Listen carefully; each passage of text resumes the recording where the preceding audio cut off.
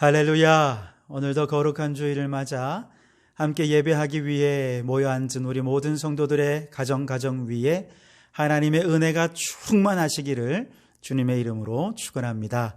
우리 가족들과 함께 서로 포옹도 하면서 웃으며 함께 인사 나눌까요? 사랑합니다. 은혜 받으세요. 네, 감사합니다. 자, 오늘 우리에게 주시는 하나님의 말씀은요, 마태복음 16장 15절에서 20절 말씀입니다. 제가 봉독해 드리겠습니다. 이르시되 너희는 나를 누구라 하느냐? 시몬 베드로가 대답하여 이르되 주는 그리스도시요 살아계신 하나님의 아들이시니이다. 예수께서 대답하여 이르시되 바요나 시몬아 내가 복이 있도다.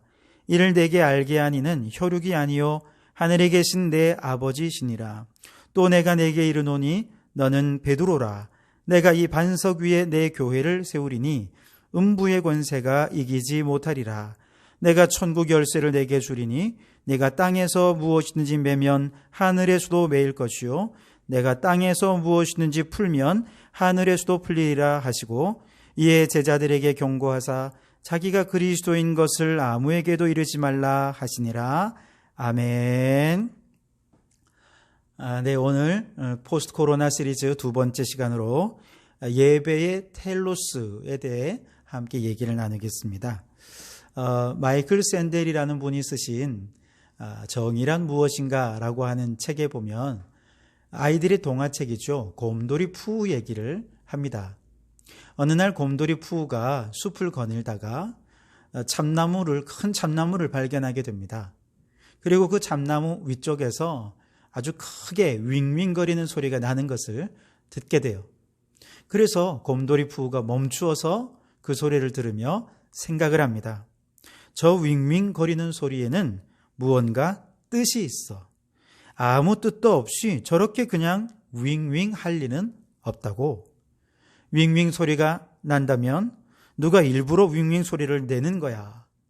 윙윙 소리를 내는 이유는 내가 알기로 딱 하나, 저기 꿀벌이 있다는 뜻이지. 푸는 다시 한참을 생각하다가 말합니다.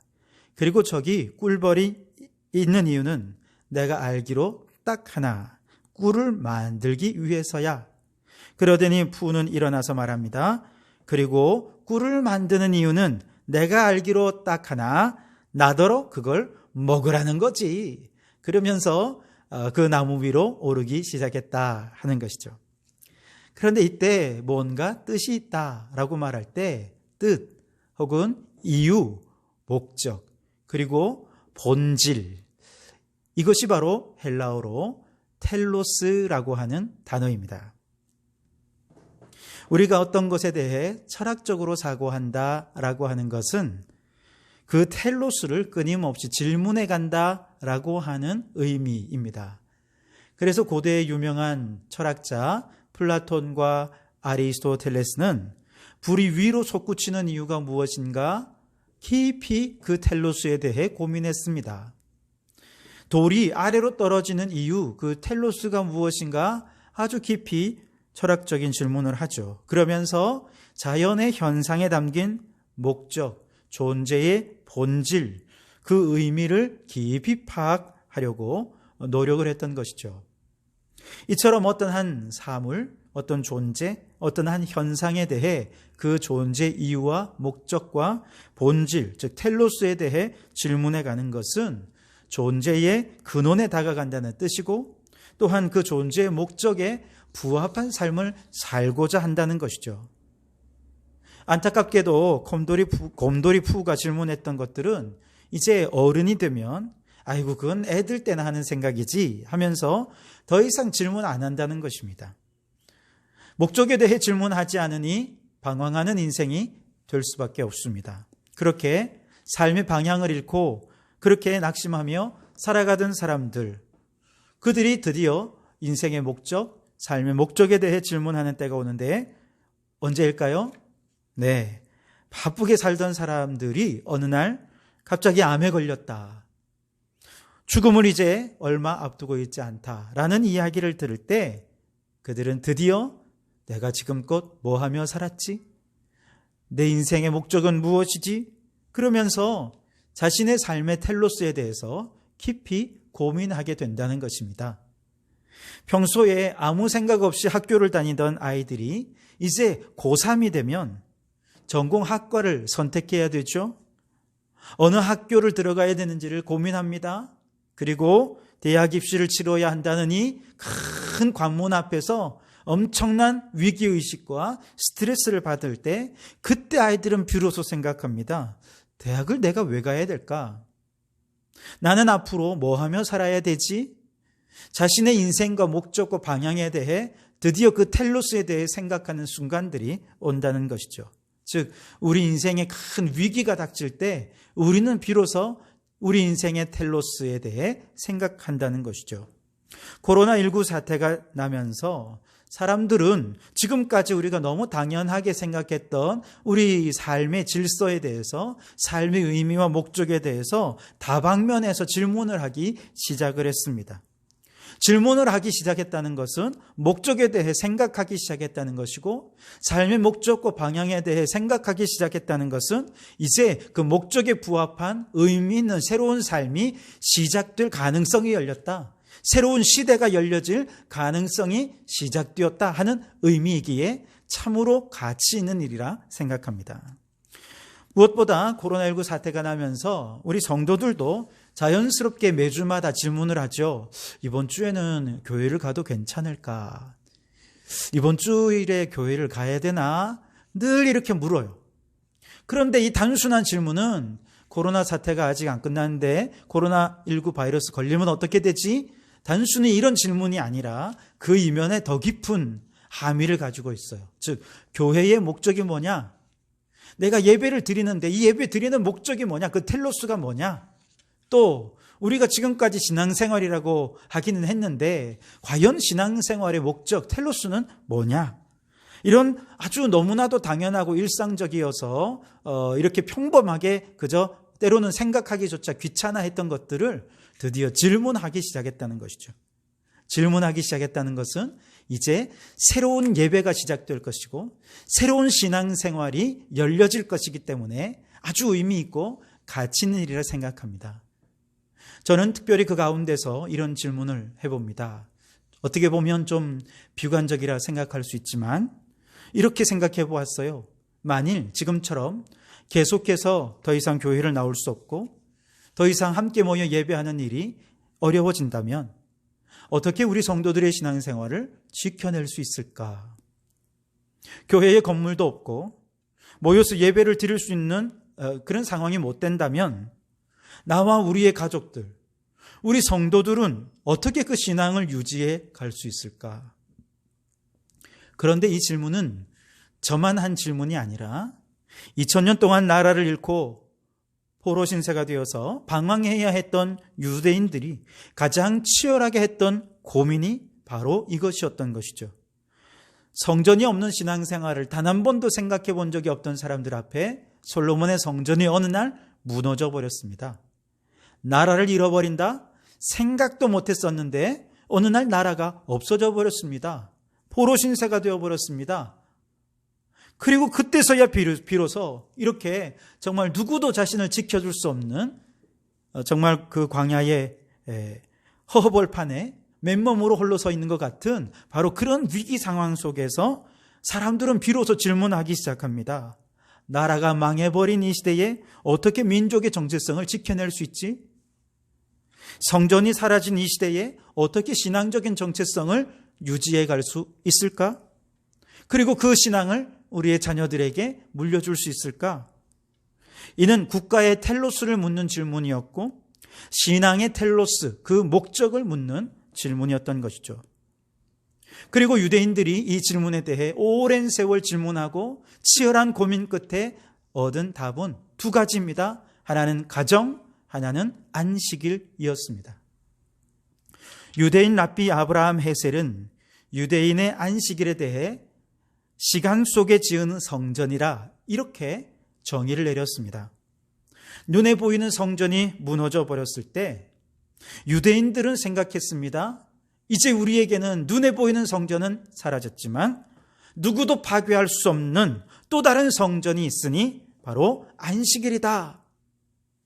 안식일이라는 그 시간에 지어진 성전 안에서 그들은 가정이라고 하는 그룹에 모여서 부모와 자녀들이, 온 가족들이 함께 모여 하나님을 예배하는 중에 우리는 유대인이야 라고 하는 민족적 정체성, 우리는 하나님이 택하신 선민이야 라고 하는 신앙의 정체성, 이런 것들을 함께 누리며 함께 예배하며 자녀들에게 그 믿음과 신앙을 전수해 주었던 것이죠. 랍비 헤셀은 말합니다. 이처럼 안식일의 가정은 수천 년이 지나도록 어떤 포괄적인 세력에 의해서도 무너지지 않았고 결국 나라도 되찾고 가장 우수한 민족으로 우뚝 섰다. 굉장한 자부심이 느껴지지 않습니까? 오늘 우리에게 주일은 무엇입니까? 교회의 텔로스는 무엇입니까? 예배의 텔로스는 무엇입니까? 정말 우려하는 대로 만일 더 이상 건물로서의 교회에 함께 모일 수 없게 된다면 여러분은 여러분의 신앙적인 정체성을 어떻게 지켜낼 수 있겠습니까? 코로나19 사태 이후 이제 비대면, 비접촉, 언택트 문화가 일상화되는 시대를 살면서 여러분의 신앙을 지켜낼 수 있는 희망은 무엇일까요?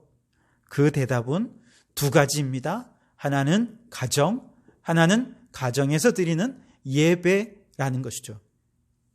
가정을 교회로 세워가고 가정이라고 하는 교회 속에서 가족들과 함께 모여 드리는 예배를 통해 우리는 신앙적인 정체성을 고백하고 지켜갈 수 있습니다.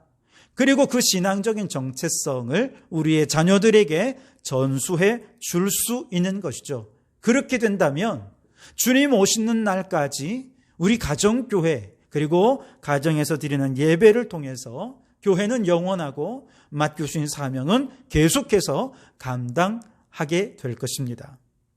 자, 포스트 코로나19 시대를 준비하면서 우리가 그래서 지금부터 준비해야 할 가장 중요한 것은 가정을 교회로 세워가는 것입니다. 그리고 교회된 가정에서 가정 예배를 드리면서 우리 각자의 신앙을 유지해가고 성장시키고 그리고 우리의 자녀들에게 그 믿음을 전수해가는 이런 훈련을 해가는 것이죠. 이것이 앞으로 닥쳐올 수많은 위기 속에서도 우리의 신앙을 지켜내고 주님 오시는 날까지 쓰임받는 교회가 될 수 있게 되는 예배에 대한 희망이라고 말할 수 있을 것입니다. 자, 오늘 우리가 읽은 성경 말씀을 보면 예수님께서 제자들에게 너희는 나를 누구라고 하느냐라고 물어봅니다. 아직 제자들은 예수님에 대해 올바른 믿음을 갖고 있지 못했을 때 하나님께서 성령으로 말미암아 베드로에게 깨닫게 해주셔서 그 유명한 신앙의 고백을 하게 하죠. 주는 그리스도시요 살아계신 하나님의 아들이십니다. 아멘. 그래서 예수님께서 그의 이름을 베드로, 즉 반석이라 이름을 지어주시면서 18절에서 내가 이 반석 위에 내 교회를 세우리니 음부의 권세가 이기지 못하리라. 아멘. 여러분, 이 반석은 무엇입니까? 저 베드로라고 하는 한 인물, 그 인물이 아니라 베드로가 고백한 그 신앙의 고백. 이것이 바로 반석이라는 것이죠. 예수님은 나의 주님이십니다. 예수님은 나의 그리스도이십니다. 예수님은 살아계신 하나님의 아들이십니다. 바로 이 신앙의 고백 위에 신앙의 정체성이 형성이 되고 바로 그 위에 교회가 세워질 것이다. 그렇게 말씀을 하셨죠. 그러니까 눈에 보이는 화려한 성전, 멋진 건물 다 사라져서 더 이상 함께 모여 예배할 수 없는 그런 시대가 된다 하더라도 우리는 예수님을 향한 분명한 신앙의 고백을 갖는다면 그 고백 안에 우리의 신앙의 정체성이 분명하다면 바로 그 한 사람 한 사람이 교회가 될 수 있을 것입니다. 그래서 여러분, 오늘 우리가 함께 예배하는 이 예배를 통해서 여러분 모두 안에 그렇구나, 예수님은 나의 주님이십니다. 예수님은 나의 그리스도이십니다. 살아계신 하나님의 아들이십니다. 그 주님을 믿어 나는 구원을 받았고, 구원받은 내게 영생이 주어졌고, 나는 지금 죽어도 천국 가리라 확신합니다. 여러분이 신앙의 고백이 분명한 우리 성도들이 되시기를 주님의 이름으로 축원합니다. 이 분명한 신앙의 고백을 하는 여러분 한 분 한 분이 교회라는 것이죠. 그리고 이 신앙의 고백 위에 세워진 교회는 결코 음부의 권세가 이기지 못한다는 것이죠. 사단 마귀가 우리의 신앙의 정체성을 무너뜨리기 위해 끊임없이 공격해 온다 할지라도 결단코 무너질 수 없다는 것입니다. 더 나아가 이 신앙의 정체성을 가지고 분명한 신앙을 고백하는 그 성도들에게 천국 열쇠를 주신대요. 그러면서 우리가 땅에서 매면 하늘에서 매이고 땅에서 풀면 하늘에서 풀리리라고 말씀해 주셨습니다. 여러분, 이게 무슨 말입니까? 여러분, 우리가 이 세상의 분명한 신앙의 정체성을 가지고 이 세상 가운데 살아가면 우리가 이 세상에서 음부의 권세를 묶을 때 하나님께서 마귀 권세를 꼼짝 못하게 해주시고, 그리고 하나님 나라의 사랑으로 온 세상을 흘려보낼 때 그 생명을 온 땅에 풀어놓아 다니게 하도록 선포할 때 우리 하나님께서 온 세상을 사랑으로 덮어주시고 생명 가득한 세상으로 만들어가게 해주신다는 것이죠. 그런 거룩하고 선한 영향력을 끼치는 자로 살아갈 수 있게 해주신다 하는 것이죠. 이것이 바로 신앙적인 가치관으로 살아가는 성도들의 삶이라 그렇게 말할 수 있을 것입니다. 여기서 중요한 것은 교회의 텔로스, 교회의 존재와 목적, 그것은 바로 올바른 신앙의 정체성을 형성하는 거라는 거예요. 왜냐하면 올바른 신앙의 고백 위에 교회가 세워지기 때문에 그렇습니다. 그런데 이처럼 베드로와 같이 올바른 신앙의 정체성은 어떻게 형성이 되느냐? 예배를 통해 형성이 된다는 것이죠. 지난 시간에도 말씀을 드렸듯이 이것은 성경 공부를 열심히 한다고 되는 것이 아닙니다. 제자 훈련을 열심히 한다고 신앙의 정체성이 형성이 되는 것이 아니라는 거예요. 만일 그랬다면 정말 어려운 성경의 추상적인 내용들을 이해하기 어려운 어린아이들이라든지 지적 장애인이라든지 무학자들, 어르신들 이런 분들은 결코 예수 믿고 천국 가는 게 어려울 거예요. 그러나 예수님을 나의 구주로 믿고 고백하는 이 신앙의 정체성은 지식으로 배우기 이전에 우리의 본성으로 흡수하고 습득하는 것입니다. 머리가 이해하기 전에 우리의 몸이 기억하는 그런 활동을 통해서 얻을 수 있게 되는데 그것이 바로 예배라는 것이죠. 아리스토텔레스가 쓴 니코마코스 윤리학이라고 하는 책에 사람들이 행복을 목표로 살아가는데 바로 그 진정한 행복은 그냥 좋은 일만 많아진다고 해서 정말 그가 행복하다 이렇게 말할 수 있는 것이 아니고요. 그가 말하는 행복은 도덕적인 미덕으로 가득 찬 삶을 통해서 비로소 얻어질 수 있다 이렇게 얘기를 해요. 도덕적인 미덕이 뭐냐? 이건 짧은 시간에 다 말씀드릴 수도 없고, 그러나 적어도 여기서 제가 말씀드리고 싶은 것은 행복의 조건인 이 도덕적 미덕을 갖추려면 어떻게 해야 된다고 하느냐? 아리스토텔레스는요, 이거는 윤리책을 열심히 읽고 철학 수업을 열심히 듣고 그것을 잘 듣고 알아서 막 개념을 정리해가지고 이제 삶 속에 적용하기 위해 노력하고 그렇게 한다고 생겨나는 것이 아니라는 거예요. 아리스토텔레스는요, 도덕적인 미덕은 습관의 결과를 통해 생겨난다는 것이다 그렇게 말합니다. 행동으로 터득하는 거라는 것이죠. 우리의 몸이 기억할 정도로 반복적으로 어떤 의미 있는 활동들을 습관화할 때 도덕적인 미덕이 그 몸속에 체화되고 내재화되어서 비로소 무의식적으로 자기도 모르는 사이에 도덕적인 행동과 그런 삶을 살아내게 된다는 것이죠. 도덕적인 교육은 그 다음이라는 것입니다. 우리의 신앙도 마찬가지입니다. 옛날에 어르신들의 신앙생활을 보면 그 시대는 제대로 된 성경 공부를 하는 게 따로 없었습니다. 제자 훈련이란 이름도 없었습니다. 옛날의 신앙은 그냥 오로지 하나였어요. 그냥 예배 열심히 잘 드리는 거예요. 목사님 말씀에 순종하는 것이죠. 그렇게 목사님 말씀에 순종해서 새벽 기도도 나오고 주일 예배는 물론이고 새벽 기도, 주일 또 수요 예배, 금요 기도 외 또 구역 예배, 하여튼 목사님 말씀에 순종해서 예배란 예배는 다 드리는 것이죠. 그렇게 예배를 드리며 찬송하고 기도하고 은혜 받고 그렇게 예배가 습관이 되니까 어느 순간 나도 모르는 사이에 그가 눈물로 예수님 나의 주님이십니다. 나의 구원자이십니다. 그렇게 신앙의 정체성을 고백하게 되더라는 것이죠.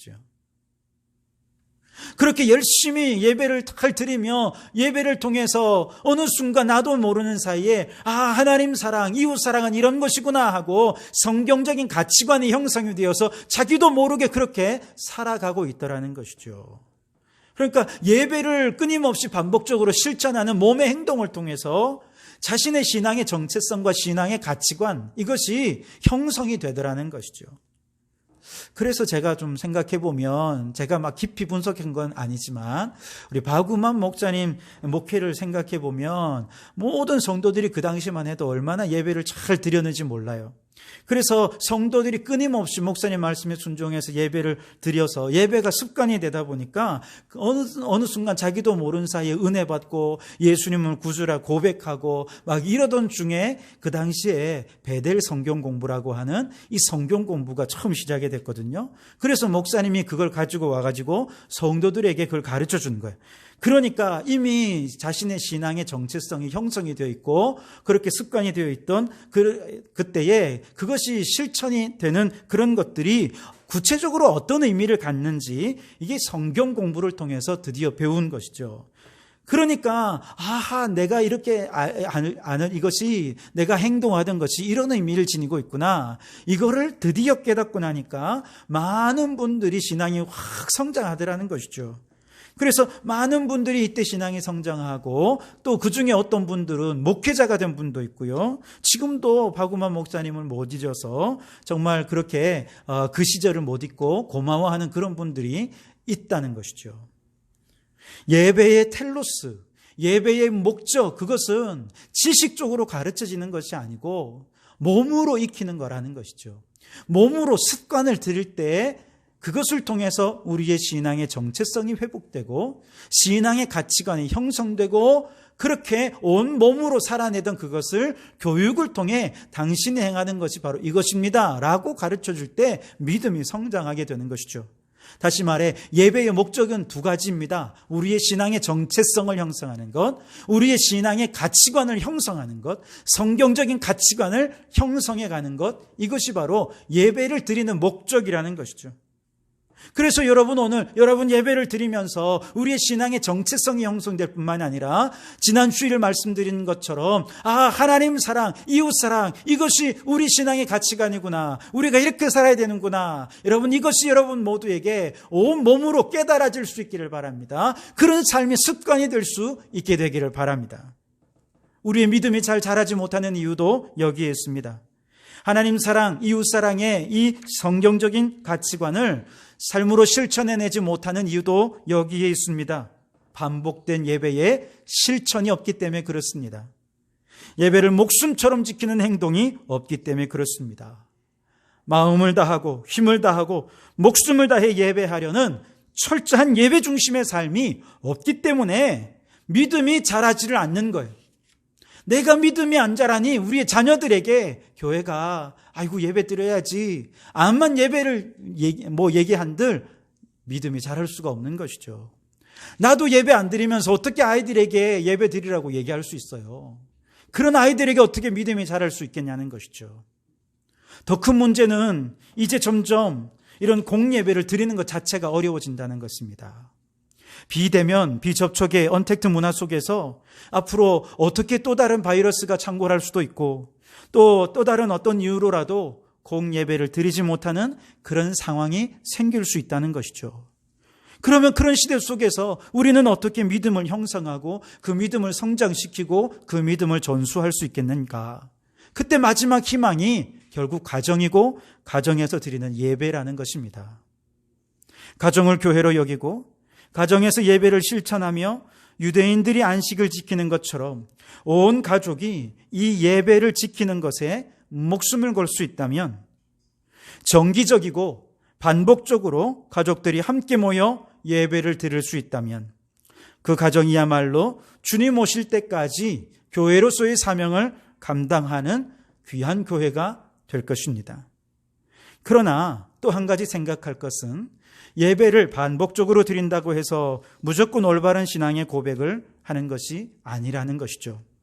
반복적으로 예배를 드리면서도 형식적이고 율법적 신앙이 되어서 예수님께 책망을 받고 저주를 받았던 바리새인들과 서기관들, 유대 종교 지도자들의 신앙을 한번 생각해 보십시오. 그들의 문제는 반복된 예배에 있는 것이 아니라 잘못된 신앙, 잘못된 성경적 가치를 형성했기 때문이었던 것이죠. 그러니 예수님을 눈앞에 보고서도 예수님을 구원자라고 하나님의 아들이라고 고백할 수 없었고 십자가에 못 박아 죽이게 된 것이죠. 그래서 반복된 예배는 반드시 신앙적 정체성과 신앙적 가치관을 형성하게 되는데 우리가 예배를 통해 어떤 정체성, 어떤 가치관을 형성하느냐 이게 중요합니다. 앞으로 우리가 드리는 모든 예배를 통해 우리는 예배를 반복적으로 드리는 것을 통해 예수님은 나의 주님이십니다. 예수님은 나의 그리스도이십니다. 예수님은 살아계신 하나님의 아들이십니다. 내가 예수님을 믿어 내 안에 모든 죄가 사함받았고 구원받았음을 믿습니다. 이제 나는 지금 죽어도 천국 갈 수 있음을 믿습니다. 여러분이 신앙의 정체성이 분명해지고 확고해지는 여러분들이 되실 수 있기를 바랍니다. 뿐만 아니라 이 예배를 반복적으로 드리면서 하나님을 사랑하고 이웃을 사랑하는 이 삶이 우리의 삶에 습관적으로 드러날 수 있도록 성경적 가치관이 형성될 수 있기를 바랍니다. 그래서 정말 수많은 가치관으로 혼재되어 있는 이 세상 가운데서도 우리의 신앙의 정체성을 분명히 지키면서 특별한 그리스도인들만의 삶의 스타일로 이 세상에 선한 영향력을 끼쳐가는 우리 성도들이 되실 수 있기를 바랍니다. 무엇보다 여러분의 가정에 이러한 신앙의 정체성과 신앙의 가치관을 형성할 수 있는 가정 예배가 이제 시작될 수 있게 되기를 바랍니다. 모세가 이방 땅 애굽에서도 자신의 신앙의 정체성을 지킬 수 있었던 것은 어머니의 품에서 반복적으로 어머니로부터 받는 신앙의 교육, 그것을 통해 신앙의 정체성이 형성되고 성경적 가치관이 형성되었기 때문인 것이죠. 요셉이 애굽의 노예로 팔려갔을 때에도 신앙의 정체성을 잃지 않고 오히려 애굽 왕의 입술을 통해서 하나님을 높여드리는 이야기가 나올 수 있게 한 것도 역시 아버지의 품을 떠나기 전 17살 때까지 가정에서 그렇게 아버지와 온 가족이 함께 매일같이 반복적으로 드렸던 가정의 예배를 통해서 그 정체성이 형성이 되고 그러한 신앙적 가치관으로 살아갈 수 있었기 때문이라는 것이죠. 가나안을 정복한 이후에 그 땅에 하나님이 통치하시는 하나님의 나라를 세우지 못하고 사사시대를 맞게 된 이유도 여기에 있습니다. 가정의 예배가 사라진 것입니다. 부모가 신앙의 교사 역할들을 멈추어 버린 것입니다. 신앙이 전수되지 못하니 하나님을 알지 못하는 다른 세대가 나타나서 하나님을 저버리고 사사시대가 되어버리고 만 것이죠. 여러분, 가정의 예배는 미래교회의 유일한 대안이요 희망입니다. 주님 오실 때까지 교회가 복음의 사명을 감당하려면 결국 가정이 교회가 되어야 하고 예배 초소가 되어야 할 줄 믿습니다. 그렇게 가정 예배를 통해 음부의 권세가 이기지 못하는 굳건한 신앙의 정체성을 형성하실 수 있기를 바랍니다. 가정 예배를 통해 하나님 사랑, 이웃 사랑이라는 이 성경적 가치관을 온 몸으로 익힐 수 있기를 바랍니다. 그래서 정말 이 독특한 신앙의 가치관으로 세상 속에 살아가서 온 세상을 주님의 사랑으로 덮어가고 주님의 생명으로 덮어가는 그런 성도들이 될 수 있기를 바랍니다. 이런 가정 예배를 드리는데 여러 장애물들이 있습니다. 이런 여러 장애물들을 뚫고 우리가 어떻게 신앙의 정체성과 신앙의 가치관을 가정 예배를 통해 형성해 갈 수 있을지 우리가 다음 주일 5월달 가정의 달을 맞아 이에 대해서 깊이 한번 생각해 보고자 합니다. 자, 여러분, 우리는 지금까지 어떤 예배를 드려왔습니까?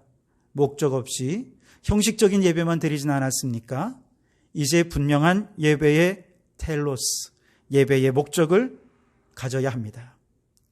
우리의 예배의 목적은 두 가지입니다. 신앙의 정체성을 형성하고 신앙의 가치관을 형성하는 것이죠.